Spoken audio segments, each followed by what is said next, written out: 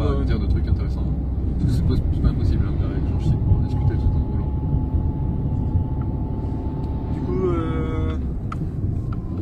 t'as fait 42 toi pareil, comme ça là. T'aurais été 2013.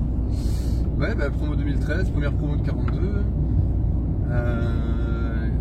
Dans l'optique au début de développer d'apprendre un peu la prog, histoire de pouvoir faire des petits add-ons en Python pour Blender, le logiciel de 3D. Puis aussi dans le but d'apprendre un peu la prog tout court, hein, parce que c'est quand même l'avenir, on a quand même besoin de ça. Parce qu'avant de faire 42, tu faisais quoi? Du design graphique, puis après en solo j'ai appris à me servir de Blender et de faire de la 3D de manière autodidacte.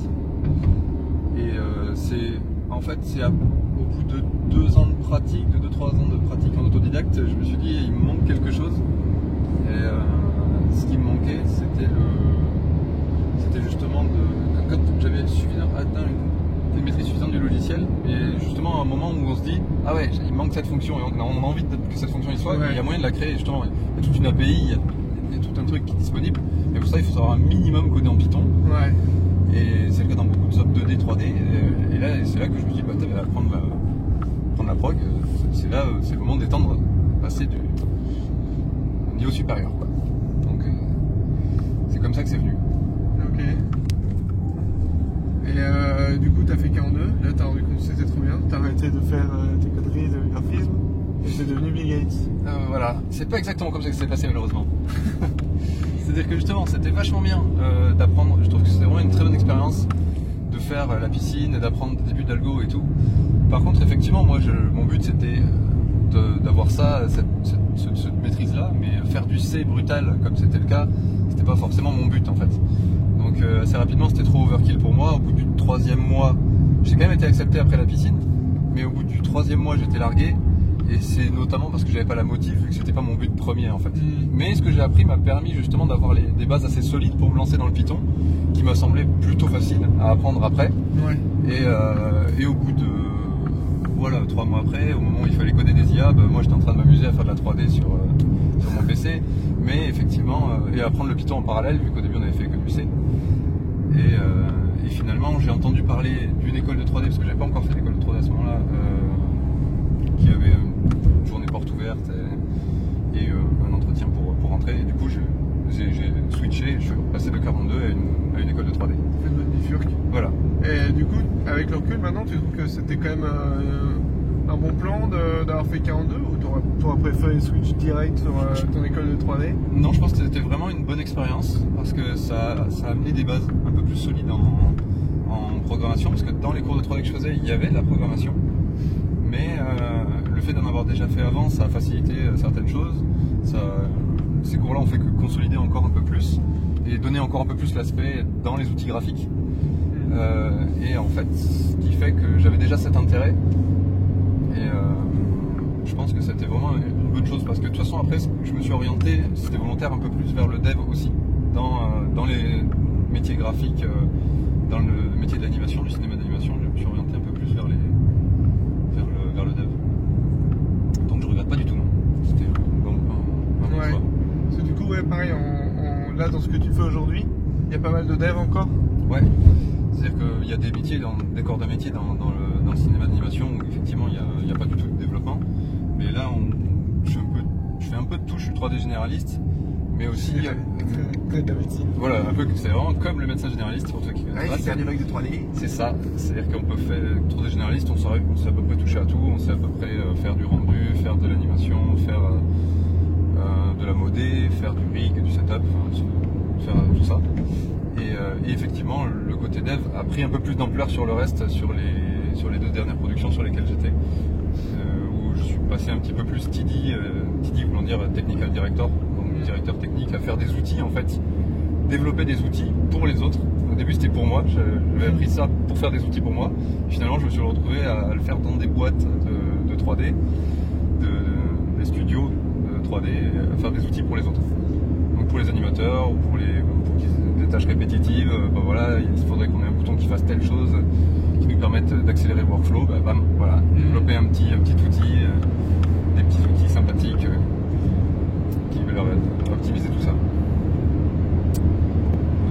bonnes choses, quoi. Et il y avait une volonté de départ, il y avait une volonté déjà une envie de faire du dev. Donc c'est ça qui a amené à ça. Ça m'a pas du tout dérangé. J'étais très intéressé par l'animation, vraiment être animateur. Et en fait, j'ai bifurqué vers le développement, en fait, mais ça m'a pas du tout dérangé, quoi. J'étais plutôt content de faire du dev, même si faire de l'anime aussi, c'est cool. Et après, bien sûr, je suis un gros fan de l'open source, alors c'était Blender Power, et tant qu'on peut rester dans l'open, on est heureux, quoi. Le partage, la communauté. C'est vrai que c'est intéressant la 3D parce que c'est un des rares milieux où tu as un logiciel vraiment pro qui est open source, quoi. C'est ça. C'est pas comme Blender, il est pas comparable à GIMP et Photoshop, quoi. Voilà, oui, c'est ça. Il a genre un autre level que. C'est ça, il a quand même vraiment, il propose vraiment quelque chose de professionnel. C'est une alternative sérieuse, quoi. Et qui devient de plus en plus avec la 2.8 qui est sortie il y a pas longtemps, qui est vraiment tabasse, quoi. Donc c'est ça qui est vraiment intéressant. T'as des gens t'as des gros studios qui bossent avec Blender? Ça commence à. Ouais, ça commence à rentrer justement de plus en plus. C'est ça qui est pas mal. Au début, il y avait 2-3 studios, pas en France, hein. En France il y en a un peu plus, mais sur Paris, voilà, il y avait 3-4 studios. En comptant que les gros, avec les petits studios, je pense qu'il y en a un peu plus.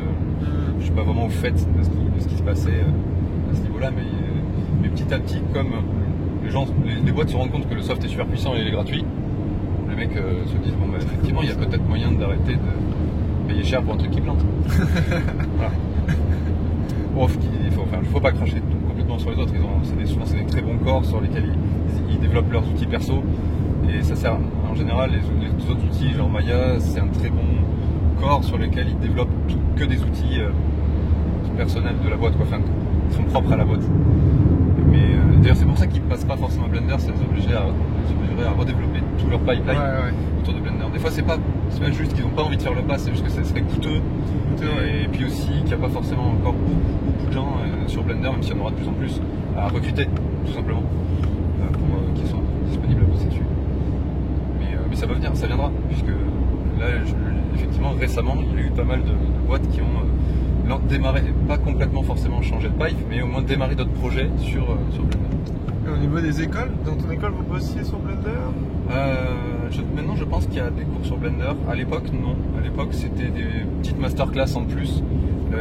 L'enseignement se faisait sur Maya.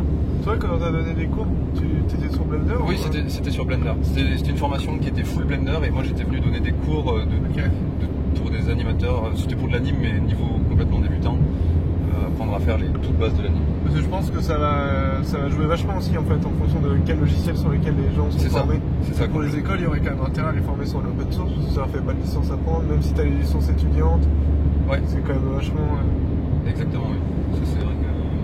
C'est vrai que je comprends pas trop pourquoi les écoles elles ne tournent pas encore plus dessus. Ouais, c'est même d'avoir un gros pipeline, bah peut-être juste reformer les profs et que c'est des. Oui, souvent c'est ça, c'est qu'il y a un petit cercle qui dit prof, comme il y a ces outils qui sont utilisés en prod, ben, on va leur apprendre ça, il y a ce cercle vicieux. Mais comme ça commence à rentrer, et là même les prods elles s'y mettent, ben, Blender il va rentrer aussi dans le cycle d'enseignement et ça va être un cercle vertueux. Je trouve ça cool. Tiens, aux États-Unis, souvent on peut passer par là. Ah non, c'est écrit à sens unique, tu passes à 1 kilomètre et ça marche pas, désolé. Pas de soucis. Donc c'est ça qui fait plaisir. Et le développement d'outils, ce qui m'a plu aussi, pour revenir juste vite fait dessus, c'est que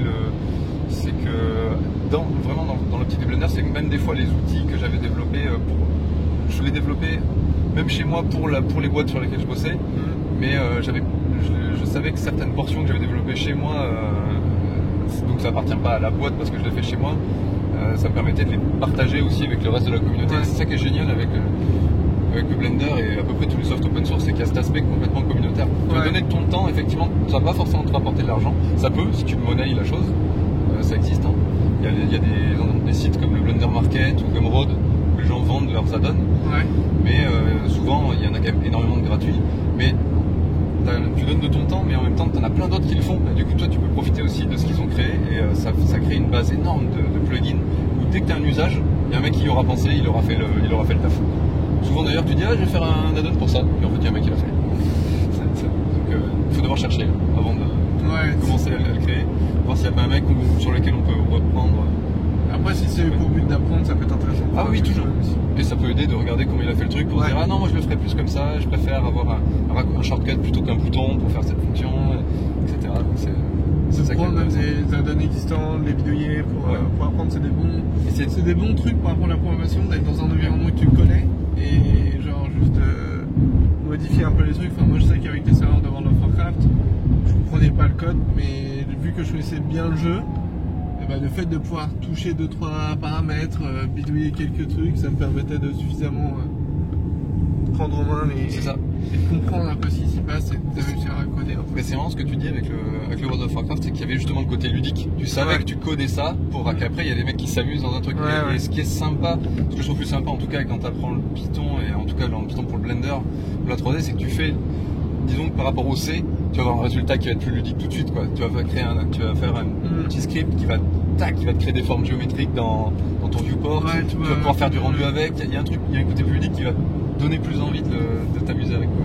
Ouais, c'est vrai que le côté à 42, des fois c'est frustrant d'être trop dans le théorique. Dans le fond, qui crée pas encore tout de suite des trucs. C'est propre au langage aussi, mais. Tu peux faire des trucs vachement plus ludiques, mais tu utilises des librairies et puis après tu avances beaucoup plus dessus, qui n'est pas du tout l'approche de 42. On fait pas du vrai C en fait à 42, on fait vraiment le C de 42 qui est en mode le C où tu es à poil dans la forêt, quoi. Genre, mais ce qui est pas mal, c'est prendre de bonnes bases. C'est vachement, non mais c'est pédagogiquement c'est très pertinent, mais c'est vrai que d'un point de vue satisfaction personnelle, mais après tu sais que si t'es un gars qui s'éclate à faire ça, tu vas être heureux. Ah oui complètement, c'est ça. Moi je me retrouve des fois à recoder des petits trucs, faire des petits bouts de protocole et tout, genre les machins, ça ressemble à rien et je suis vraiment heureux, je suis là, on va le faire en mode socket. Genre, c'est cool. J'aime bien. Non bref, voilà.